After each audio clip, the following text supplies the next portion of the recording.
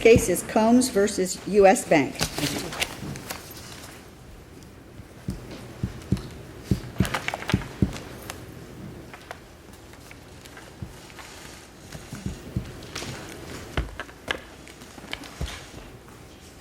I may reserve 2 minutes, please. Thank you. Please the court, Mark Pomerantz on behalf of Mr. Combs and Ms. Emery. This is a matter where at trial Judge Gordon had given a decision where he determined that the plaintiff would be unable to prove their case. And a final judgment was entered, after which the plaintiff then asked the court to rehear the matter, but not on newly discovered evidence that wasn't available to them before. It was to rehear it because they didn't think they had their chance to present their case. And by the way, they also added an additional letter, which was not there before, but always within their care, custody, and control. Let's start first of all with the standard of review. We agree that abuse of discretion is the standard for which we have to review the trial court's decision to allow the plaintiff to reopen their case to introduce the additional evidence. I agree with you, Your Honor, yes. Then tell me why this court's opinion in Hernandez and the fourth DCA's opinion in National Enterprises versus Martin doesn't control our decision in this case. Sure, because this is a black and white case of facts. What we have is a mortgage which specifically says in paragraph 15, any notices must be in writing. It also continues on to say that the address to be used is the property address unless a notice is given, clearly defining that must be in writing.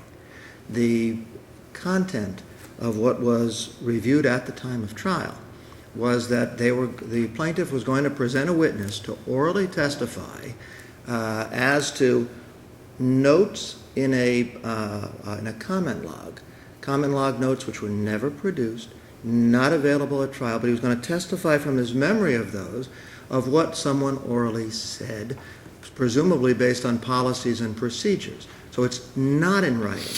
It was a black and white issue at trial. They did not have the document, and they had 5 opportunities to produce documents or records. It wasn't on an exhibit list, wasn't with their... But the question isn't whether we would have done the same thing that this judge did on a 1530 motion. The first question is, and it appears by your argument that you're conceding this, did the court have the lawful authority to consider a 1530 motion in this context? And it sounds like you're conceding that the court did have the authority to do that. I do concede that, yes, sir. All right. So then back to Judge Rothenberg's question, why doesn't Hernandez dictate the outcome of this case? The court considered the magnitude of the omission by the other side, the unfair prejudice to you all from considering and granting this, and whether the best interests of justice would be served by granting the relief requested. So can you address why Hernandez is distinguishable from your situation? It goes beyond the prejudice. It goes to being unfair. It goes to what is unfair. How is it unfair? It's unfair to have a court given a do-over to a party that has intentionally omitted records, never given documents, has come to trial without the records with them, presented their best case by proffer, and based upon that, completely unable to prove it. If this is a do-over, as you would like to characterize it, then yes, how was Hernandez not the same kind of do-over which we permitted the court to do?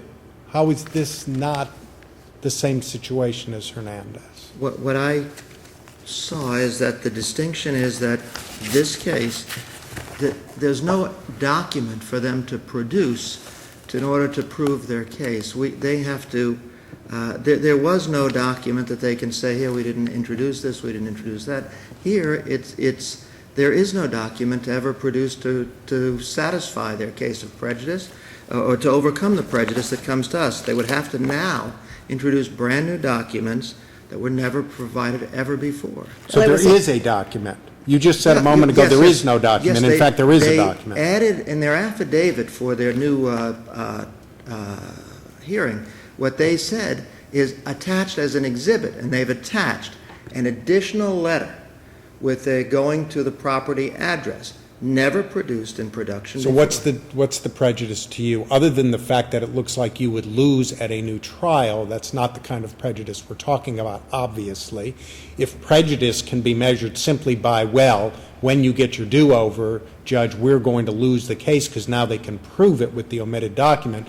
If that were the kind of prejudice analysis, of course, there would be no 1530 motions in this context. So what is the procedural prejudice to you that is manifestly against the interests of justice? First, what the record shows is that this was not the only issue. This was the one that the judge ultimately ruled upon. All right. But there was a payment issue on this one where I believe my client would have prevailed regardless.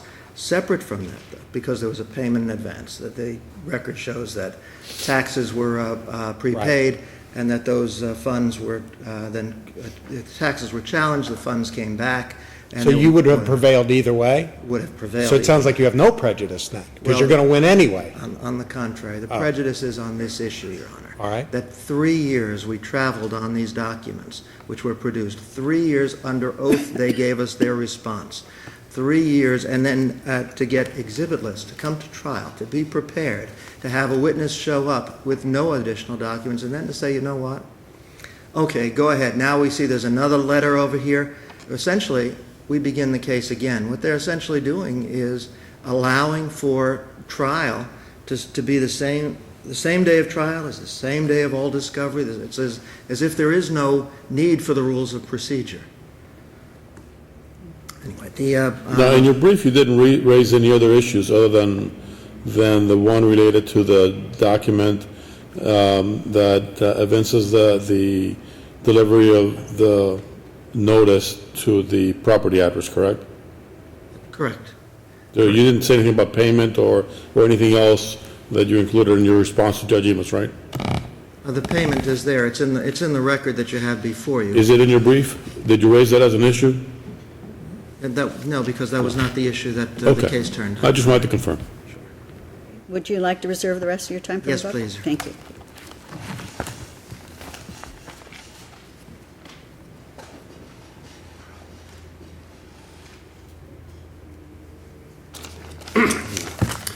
May it please the court, Hal Houston for the appellee. I'd like you to address the prejudice prong for me, if you would.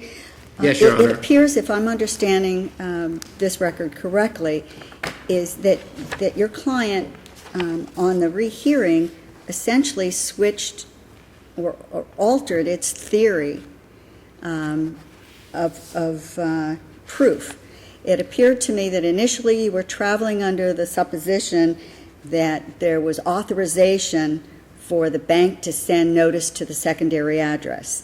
And you had a witness prepared to testify about that, and that later you wanted to reopen it in order to introduce the document, allegedly, that would prove that. But instead, what you came forward with when you reopened the case was a completely different theory that said that that notice had actually gone to both addresses. How is the defendant not prejudiced by you changing your theory of prosecution? Well, Your Honor, I would dispute that the actual theory ever changed. First off, I would say that as this court in Hernandez required, it must be an unfair prejudice, and that's what Judge Enos, I believe, was referring to. And a footnote in that case specifically says, obviously, any change or rehearing could be prejudicial to the party that was No, I'm not first talking about successful. prejudice in result. I'm talking about procedural prejudice in that you're not prepared to defend against this new theory. Sure, and the example the Hernandez court gave was if at rehearing a witness would be unavailable for that case. In this case, yes, the initial A demand letter had been submitted in discovery and was there. No issue had ever been raised prior to the day of trial regarding any impropriety with that letter. The letter did happen to be addressed to another address, which what the borrower admitted was a former business address, under oath of Mr. Combs. However, But if they came to trial prepared to, litigate against that issue, and their defense was going to be, didn't get notice because notice wasn't properly sent, this default was not sent to the proper address, and you have never given us any information in discovery that there was a written authorization for a change of address. If that was their defense, for you to come in subsequently and say, well, in fact, we sent it to both addresses, so that is irrelevant whether or not we had written authorization or not. Well, Your Honor, in fact, there are multiple ways that we were not able to actually present our case before the court. The factual background of this case actually is that the court listened to proffers in advance of trial and then never allowed for a trial to occur. There are certainly many other things that could have been raised to prove up our case with that loan letter that was there. We were not offered the opportunity to cross-examine any of these witnesses. The borrowers who could have asked if they had notice of the default, was there prejudice for not receiving, had they not received it? So theoretically, the court was committed error by entering an involuntary before you even got the chance to put your case on. Yes, Your Honor. Either basis would be proper. It was tried through a proffer. In that we did not get a trial, nor the court also had a basis in the interest of justice. Let me ask you a question. Do we even get to the merits of the 1530? Because it seems to me that the appellant in his brief, the only argument he made with regard to 1530 is that it was untimely, and unfortunately he was referring to the old rule and not the current rule, which allows for 15 days for service. Is that right? Yes, Your Honor, that is right. There's some serious issues with waiver of arguments in this case. At the trial level, the only argument as to, in the opposition to rehearing, was that the court could only reverse based on an error of the court, which is clearly not the case. That's the only argument under 1530 made at the trial court. But surely in front of us, the only issue raised under 1530 in the initial brief is that it was untimely by you all. That's correct. And obviously any argument not raised in the initial brief is waived. So then we don't even reach the merits of the 1530 once we find that it was in fact timely served by you. Yes, Your Honor, I would agree with that analysis. I believe the court has properly focused in on the National Enterprises and Hernandez cases that specifically show were the court to have denied rehearing, it would have been an abuse of discretion to do so. The court really... But this is also an action in equity. It is, as were these two cases, an issue on a note and a guarantee in Hernandez and in a deficiency proceeding following a foreclosure action where even looking at the factors, the magnitude of omission was much greater there. You forget to bring or enter into evidence the note you're suing upon or the assignment. Unfair prejudice, there's certainly going to be more unfair prejudice subsequently bringing in the actual original note you're suing upon. And then as the trial court below ruled upon, the interests of justice certainly are met here in that as this court, the Florida Supreme Court, have determined the rules must be construed so that a case can be determined on its merits alone. That's precisely what the trial court has done below, and thus I would urge that you affirm the trial court's ruling. Thank you very much.